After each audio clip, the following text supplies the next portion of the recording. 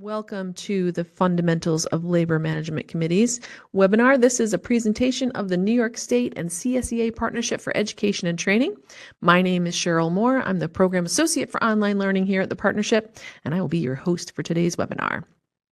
Our instructors are the notable Daniel Shook, notable Stephanie Burks. They're our labor management folks here at the Partnership, and you guys are in for a treat. So I want to tell you just a little bit about the Partnership. As I mentioned, this is sponsored by the New York State and CSEA Partnership for Education and Training. We affectionately refer to it as the Partnership. For those who aren't familiar with us, we are an organization that administers education and training programs for CSEA-represented New York State employees through labor management cooperation. It is funded through negotiated agreements between New York State and CSEA. The Partnership offers in-person classroom training, online learning, educational advisement services, grants, tuition benefits, labor management services, and other education and training programs like the one you're attending today. But today, the focus is labor management. As a joint labor management organization, our mission is to promote career mobility, improve job skills, support workplace safety and health, and promote effective labor management relations. So you can learn more about us on our website or just contact us directly, and we'll give our contact information again at the end of the webinar.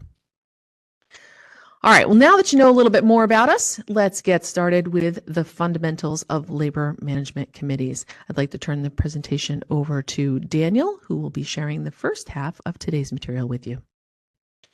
All right, good morning. Thank you, Cheryl. Welcome again to today's webinar. My name is Daniel Shook. I am one half of the Labor Management Services team here at the Partnership, providing education and training to labor management committees all across the state. As Cheryl mentioned, Stephanie is presenting with me today. Stephanie, you want to take a second to introduce yourself? Good morning, everybody. My name is Stephanie Burks, and I've probably met quite a few of you over the years. Thank you for attending today's webinar. And as Daniel said, I'm the other half of the team, and it's always an honor and a privilege to not only conduct this webinar, but to travel around the beautiful state of New York to conduct a very engaging two-day training. Yes, thank you so much. Now, I'd like to find out more about your experience with labor management committees, or as you'll hear us refer to them often, LMCs.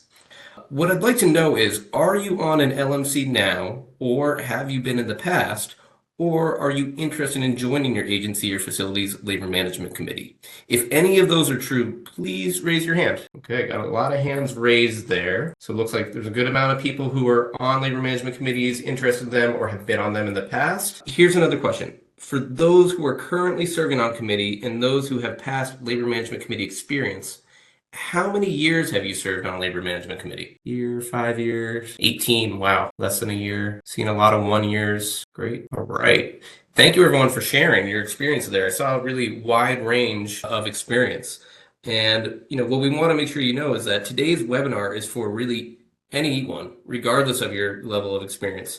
It's an introduction to what LMCs are about, and it can also be a very helpful refresher if you've been doing it for a long time. So by the end of today's webinar, you should be able to, 1, describe what a labor management committee is and who serves on it.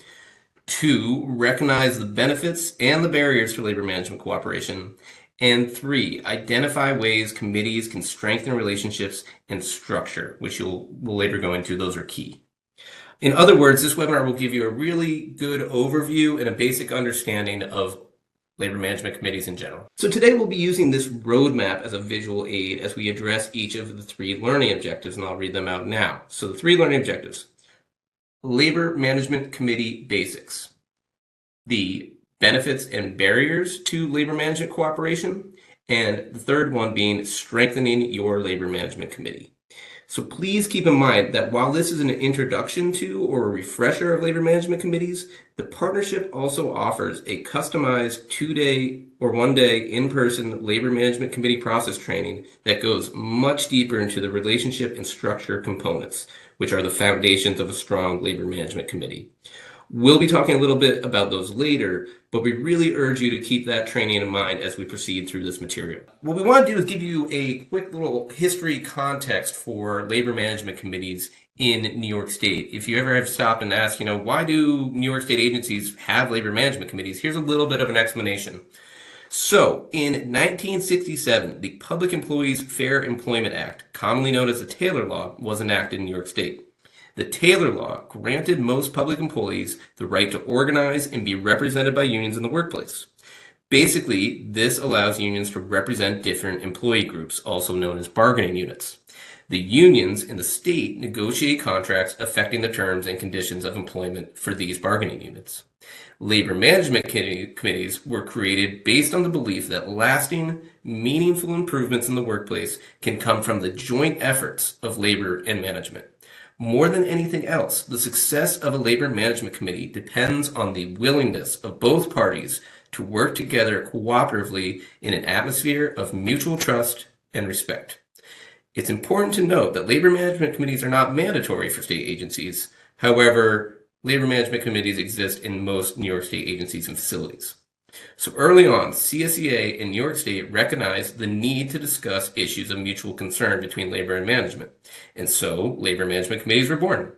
So as you might already know, labor represents the interests of the union. So in this case, it's CSEA, and management represents that of New York State. So we just wanted to give you that historical context to know that when you're participating in your labor management committee, you're participating in a rich history here in New York State, and it's a great thing to be a part of. So thank you for your interest in it. All right, moving on. Let's begin by describing what an LMC is and who serves on it. So what is a LMC? A labor management committee is a working group that brings together leaders from labor and management within an agency, facility, or work site to discuss and attempt to resolve issues of mutual concern. Again, so it's an attempt to resolve issues of mutual concern. That's a key point. Committees may be local, regional, statewide, or special topic committees such as education and training, safety and health, employee assistance programs, and many others. What exactly does a labor management committee do?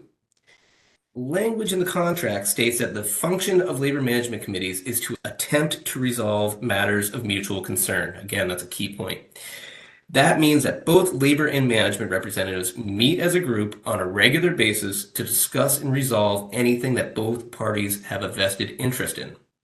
Issues of mutual concern are considered legitimate agenda items. Our training and this webinar will get into what legitimate agenda items are. They are legitimate agenda items that impact labor and management.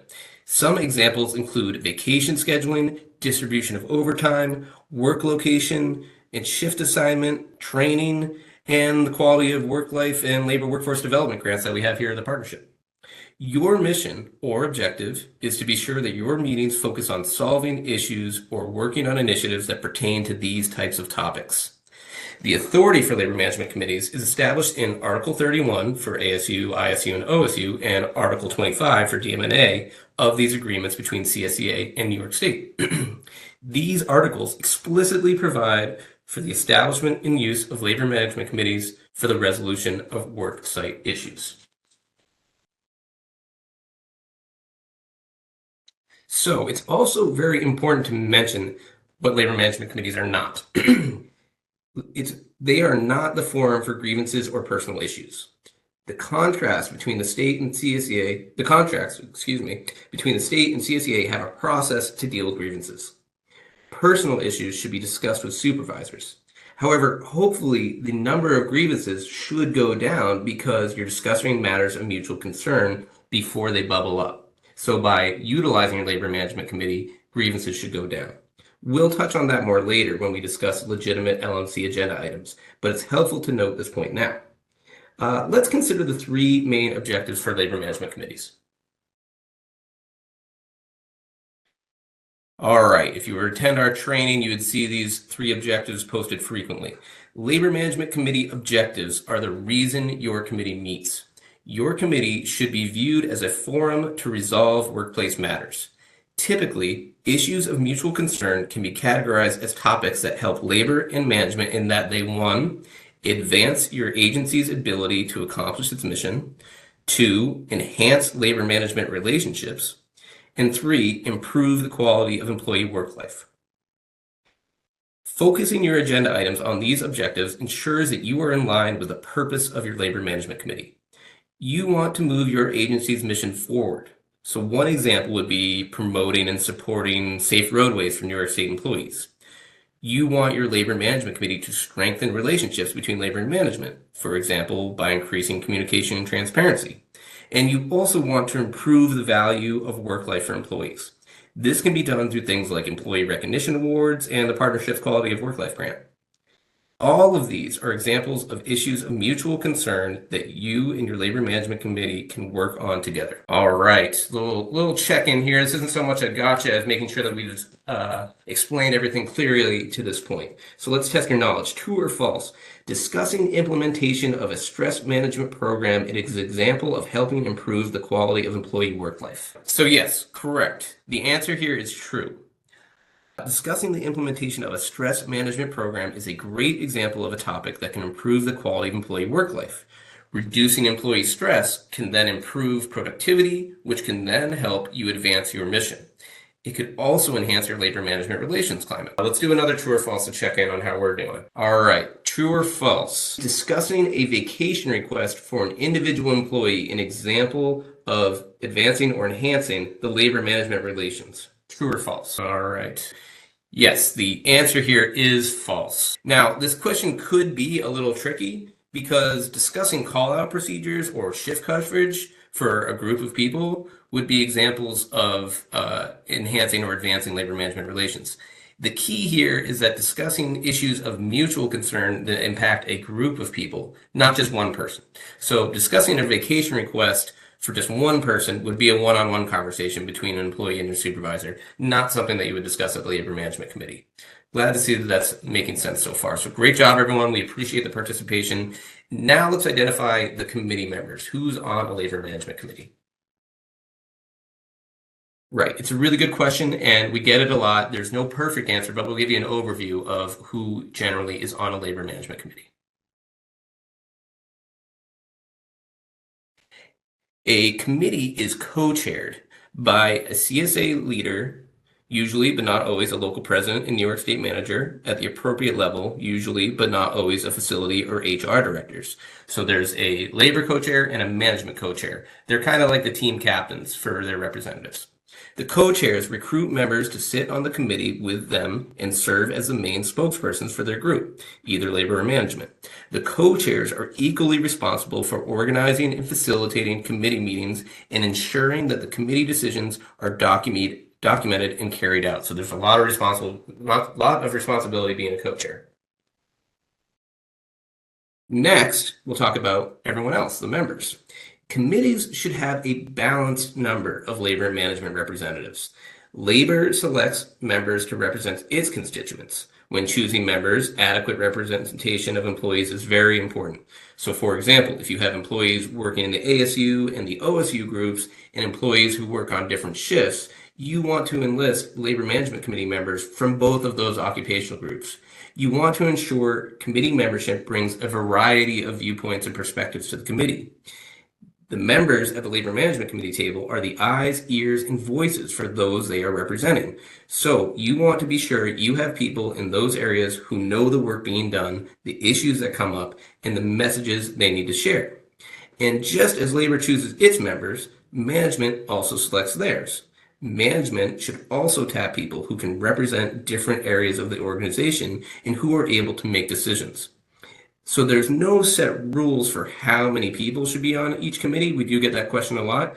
But however, keep in mind that while you do want adequate representation, the larger the group gets, the more difficult it can be to schedule meetings, share information, and come to a consensus. So you want the group to be a manageable size. So let's go to the chat. As I mentioned, adequate representation on the Labor Management Committee is key to success. Think about the departments or units at your agency or facility. What areas of your organization should be represented on a labor management committee? So please type what areas of your agency or facility you would want to be represented on your LMC in the chat box. And I think everybody kind of knows where that is, but just in case you haven't fired yours up, you'd be finding on that on the lower right side of your screen. And again, just make sure that everyone is in the dropdown so we can see what you think. And so again, we're looking for what areas of your agency or facility should be represented on your labor management committee? So Daniel, given that it's a little bit quiet, so thank you, Shane. All right, so people are kind of getting that. I was wondering if you could give a specific example or if there was anything. Yeah, human All right, resources. but it looks like we got it. Just all we of just need to them. wake them up. Yeah, management, all. Yeah, I mean, ideally, all state ops, HR, various departments.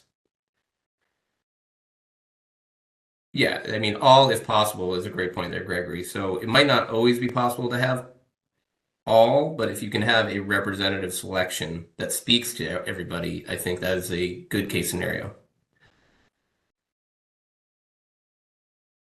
All right, so yeah, thank you for sharing. We appreciate the participation. These are great responses. And yes, you want to make sure ASU, ISU, OSU, fiscal, labor relations, human resources, operations managers are all represented at the table. Committee members will vary depending on your organization structure. So for instance, operational staff will be very different at a OPWDD facility than a SUNY campus, than tax and finance office, or at DOCS. What's key in selecting members is to ask who is not represented at the table. So if you're trying to guide who should be on there and you're looking around and you say, you know what voice isn't being represented, we should really get someone from that department. That's a great approach. So thank you. Yes. Let's take a quick little pause. Are there any questions on anything that we've gone over up until this point or anything else related to labor management committees? So let's, we really do have options. If you'd like to ask a question with your voice and your setup allows you to do that, just raise your hand and we can work on the magic wand here on the back side of things. Otherwise, the chat is just a great place to ask a question. And I will say that you could ask your questions at any time. If it just pops into your mind, don't feel the need to wait. I'll make sure that Daniel and Stephanie see that question and we'll make sure we get it answered.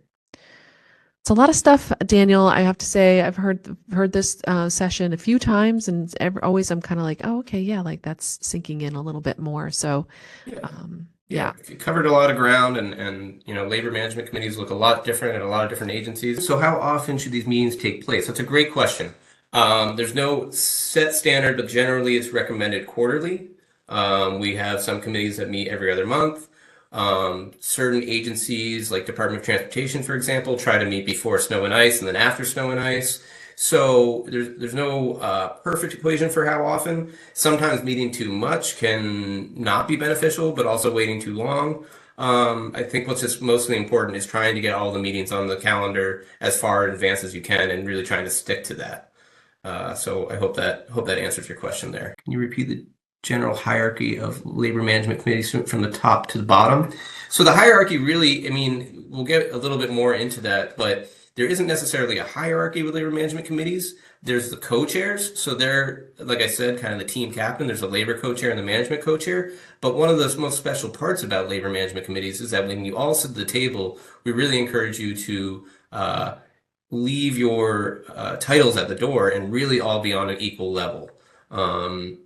So, that's the idea there. It's just that the co-chairs have a little bit more responsibility in terms of coordination. Who spearheads these meetings, union or management? It should be a mutual investment into the planning.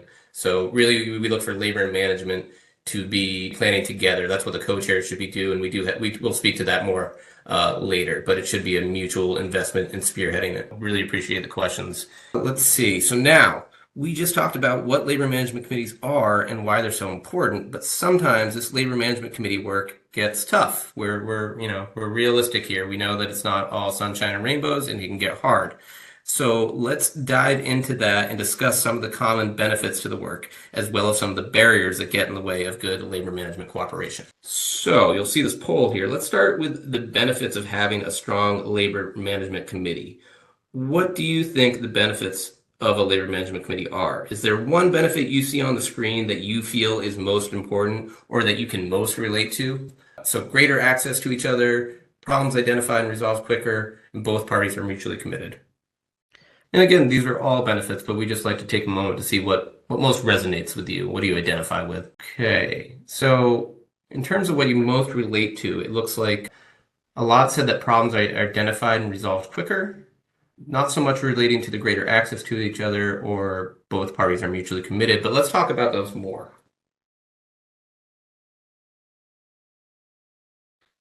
So again, thank you for participating in the poll activity. We really appreciate it. Let's look at each of those three benefits real quick to just talk about them a little bit more. Greater access. So what we mean by that is that labor will have greater access to management and management will have greater access to labor. We know that sometimes your agencies are very busy and it can go days, weeks, months without really talking to anyone from management and vice versa, labor not talking to management, management not talking to labor. With your labor management committee, you will have greater access and more opportunity to communicate and more transparency. There'll also be greater problem solving. Because you're commuting on a more regular basis, problems will be identified and resolved much more quickly. And then there's a mutual commitment aspect. Both parties should be and will be mutually committed. If labor and management are at the table together and are responsible and interested in getting things done, you will feel a strong sense of engagement and ownership. You got to be committed, but there should be and there will be mutual cooperation the more you meet. Let's talk about another crucial benefit to labor management cooperation. Trust. All right, it's a big word, trust. Trust can be developed through your labor management committee. With trust, we become more invested in the labor management committee process and confident in tackling tougher issues, and also trusting that everyone's coming to the table with the best interest of solving issues of mutual concern.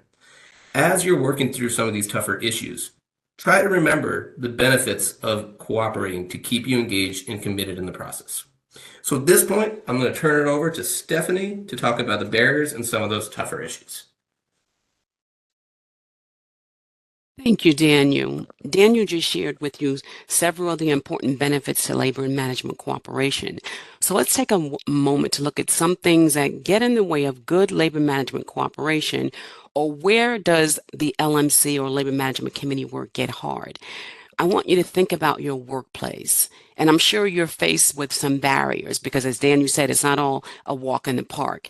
If you had to pick one of the barriers on the slide that you can relate to, which one would you choose? Well, thank you all for sharing. It looks like we've got a little bit all over the place. And guess what? There are no wrong answers. Yeah, there's certainly areas of difficulty whenever we do labor management work.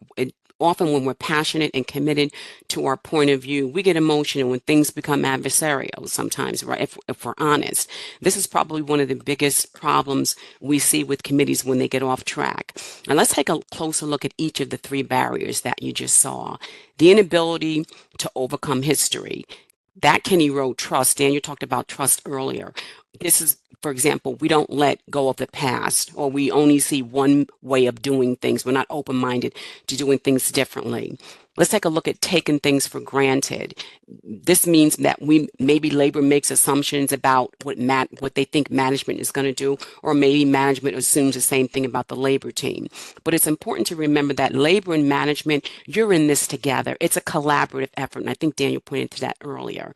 Not recognizing the value of taking the time to work together is also a big one. This is very similar to taking each other for granted, because there is value in working together to try to resolve your agency or your facility's issues. There is value in spending time together. So thank you again for your responses.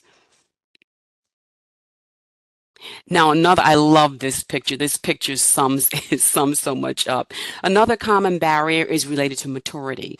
Sometimes, if we're honest, right, we may feel judgmental, or we may act in a rude, maybe even a dismissive manner. How many of you have ever been dismissed, or you dismiss someone? We may even display disrespectful behavior like this little girl. I know, if I'm honest, there has been times when I've slipped into less than mature thinking, and I certainly have felt like plugging my ears like the girl on this slide. How many of you can relate to this picture? Have you ever tell the truth, have you ever wanted to plug your ears while you were in a labor management committee meeting and say, I can't hear you, or actually, Stephanie, I don't want to hear you?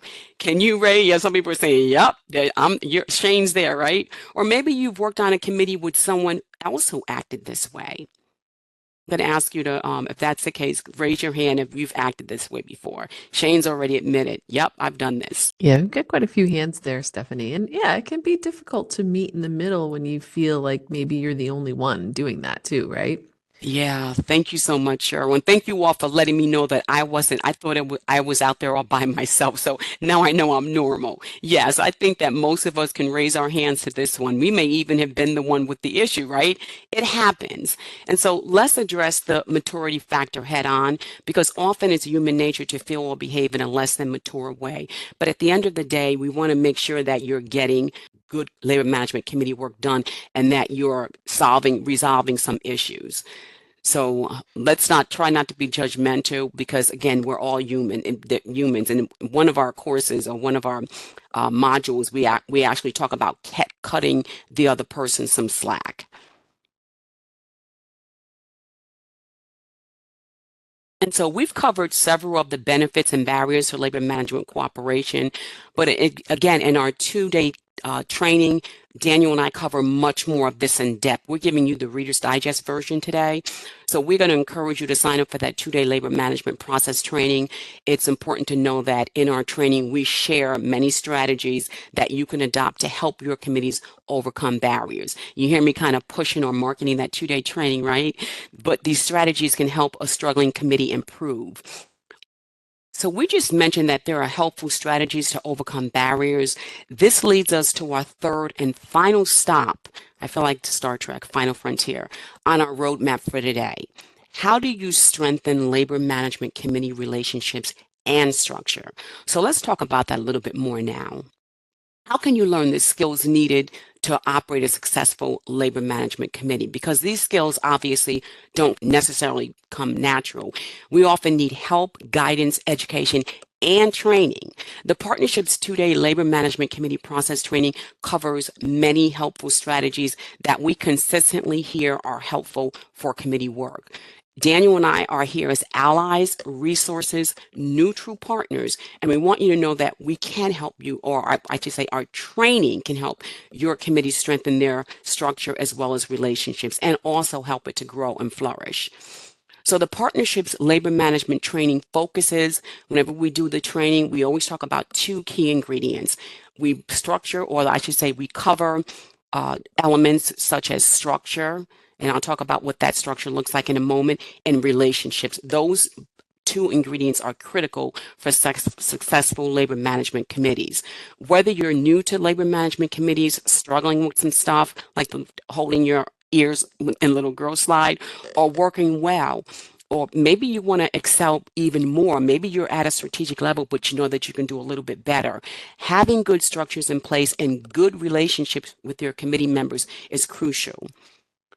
Now, we've delivered training on structure and relationships, that 2-day training to hundreds of, I don't want to say hundreds of committees, hundreds of people across the state. And we can attest to the fact that these things matter greatly and they work. So let's talk about more about structure and relationships in a little bit more detail now.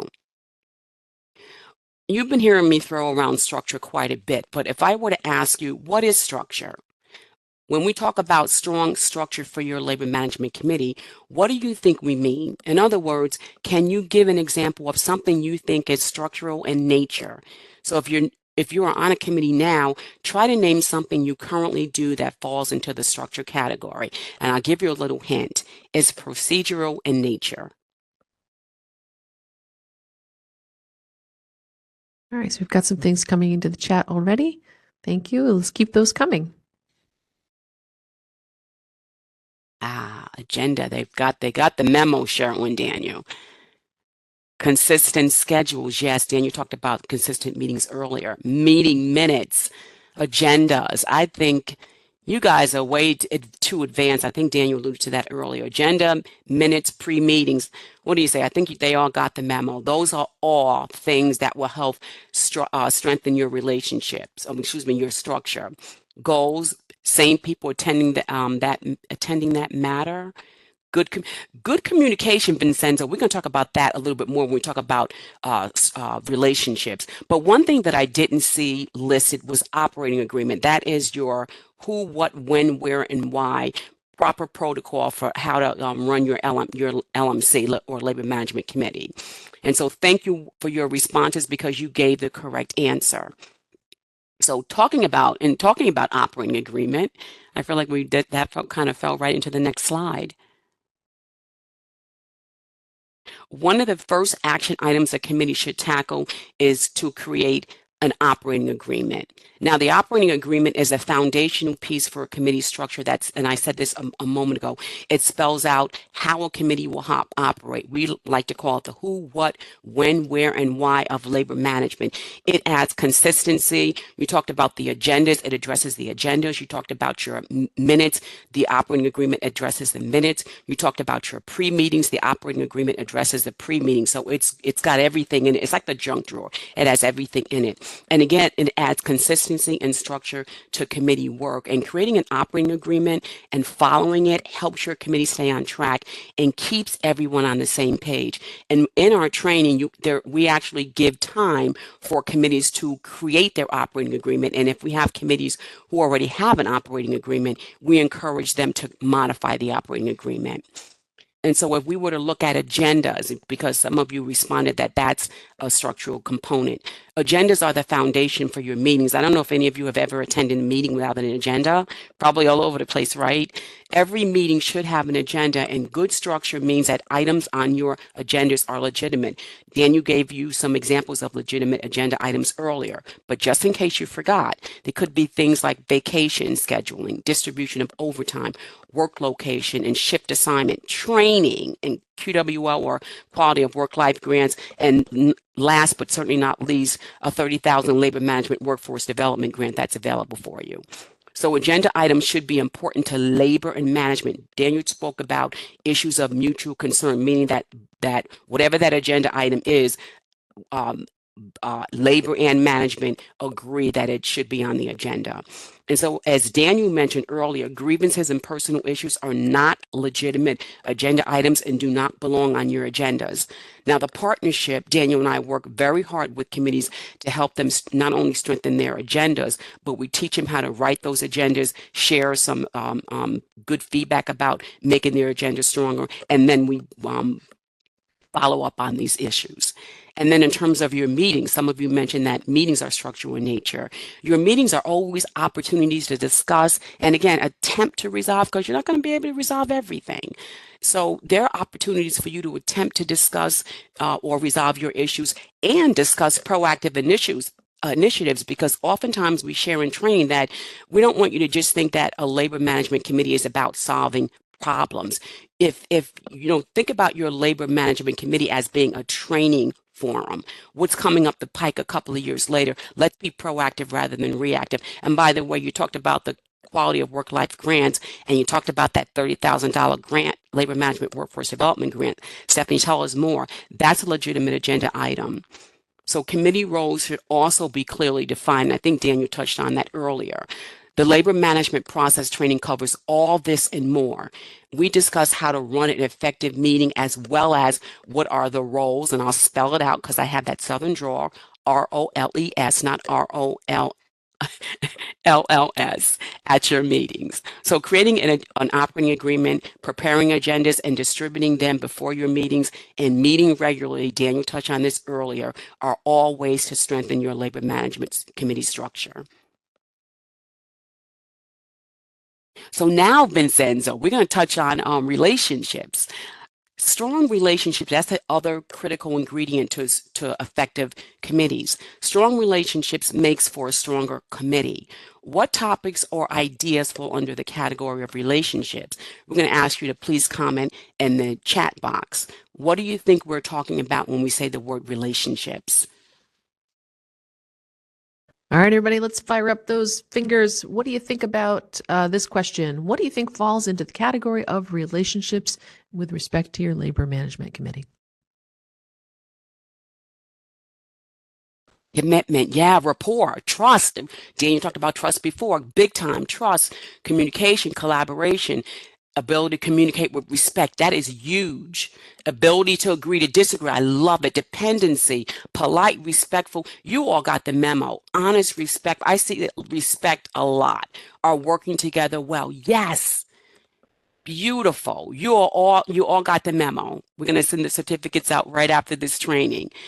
Thank you all for responding. You are all correct that active listening, the emotional intelligence, rapport, respect, transparency, communication came up quite a bit, professionalism and openness. Yes, you need the structure, but without solid relationships, people don't honor the structure.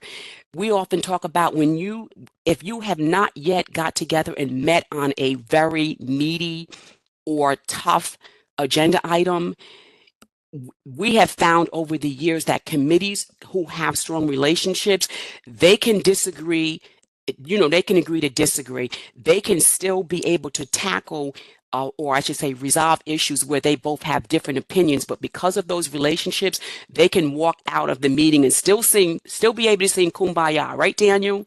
So strong relationships are critical. And then we're going to talk about next some of the things that we touch on in labor management committee training, because some of you were asking about this 2-day training. Now, we talked earlier about the operating agreement, the who, what, when, where, and why of labor management. We talk about agenda development. We give examples of legitimate as well as non-legitimate agenda items. What does a well-developed agenda look like? And you actually get a chance to create your own agenda items in the training. We also have a module on the right stuff. What does an effective labor management meeting look like? And so we talk about the different roles, ROLES, that committee members. I think somebody asked this before. What are the roles on the committee? There is no hierarchy, but we normally have, as Daniel said before, the 2 co-chairs. Maybe you have somebody, a note taker. Maybe you have somebody who's keeping the time. But we point out that regardless of whether you have it, everybody has a title. But even if you're not the facilitator, the note taker, or the recorder, you as a committee member have a role. And so we discuss that in the 2-day training. And then those, I should say, are the structural topics that we talk about. When it comes to our relationship topics, we talk about the benefits of labor management cooperation. We had a slide earlier that asked you some questions about good labor management cooperation, but we really go into fully what that labor management cooperation, that collaboration looks like. We have a wonderful, this is my favorite, the next one, Understanding Each Other's Worlds. And those of you who have taken the training with us know that the Understanding Each Other's Worlds, we call it caucuses, is like for me, it's like the gravy, because if there is going to be a paradigm shift, it happens during the caucuses. It's really a way for management and labor to understand, to see things from a labor perspective, to see things from a management perspective.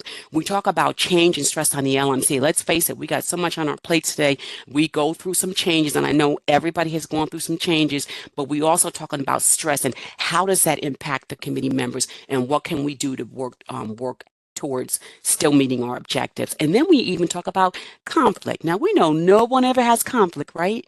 But we actually have a module on conflict resolution. How do we resolve this conflict? And so now I'm going to ask you a question.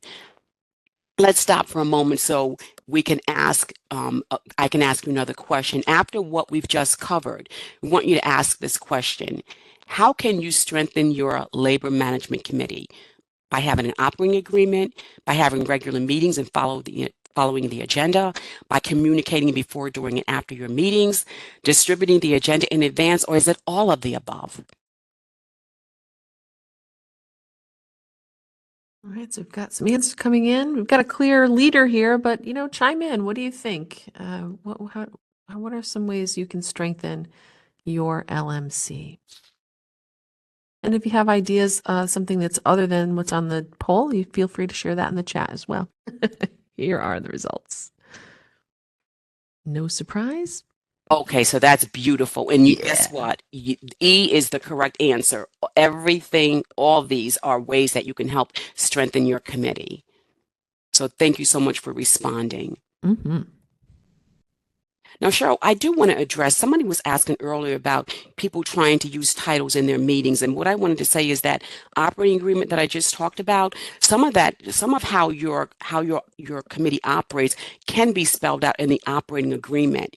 you can put in, and it's not just the co-chairs, how this committee should operate. And that could be a clause that you put in your operating agreement, is that there's a part in the operating agreement for you to create ground rules. And one of those ground rules could be leave your titles at the door. So I just wanted to touch on that.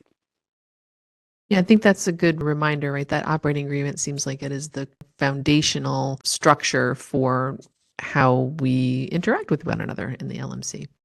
And then we're going to ask you, hopefully you're all walking away with some takeaways. So we're going to ask you about takeaways. If there's anything that you're taking away from this class, what would that be? Did you learn something today that was helpful? Is there something additional that you'd like to learn? Because again, today was the Reader's Digest version. All right, so I'm going to let you continue. If we have more, we'll share those takeaways as they come in. Actually, no, they're starting to come in already. So I know we're just about 5 minutes. I want to respect everybody's time, give you a chance to also share how to apply for the training. But we've got some, some comments on the agreement and how important that is, who should be on the LMC. I think that's a really great takeaway, right? Having representation. And we've got some more folks interested in the training. So let's keep going. Keep your takeaways coming through the chat. Yes. And we'll have hopefully a moment or two to answer more questions. So Cheryl, I'm going to jump on down to that training that everybody's interested in. And we had some people ask about when is this training. So to start the process or to have the training come to you, there's a 3-step process. And the first step is to complete a Labor Management Committee training application. You can find the application on our website. Also, after we complete and I want to say the 2 co-chairs, Labor and Management co-chairs, after they complete and sign the application, they send it in to Daniel and myself. And then Daniel and I schedule 2 1.5-hour separate meetings with the labor team and then the management team, and we ask them a series of questions, and this is how we customize our training. And then once we hear from both sides, we create the curriculum that we're going to use when we present the 2-day training. So that's how you sign up for our training. And if you're interested in signing up for our training, just put that you're interested in the chat box. What we're going to do is actually capture all the chat comments. And if some of your questions that may not have been able to be answered now, we can reach back out to you and make sure they're answered. But again, the application is on our website. And this is what the application looks like. It's a 2-page fillable form, again, that both the Labor and Management co-chair is going to fill out. It's a collaborative effort. So that's how you can bring the training to your agency. So I think it's time for us to wrap up. Now, Cheryl, I just want to thank you so much for attending this webinar, for being really engaged in this webinar. And again, if whatever questions you have, if you put them in the chat box, we can reach back out to you. Daniel, Cheryl, what say ye? Thank you so much.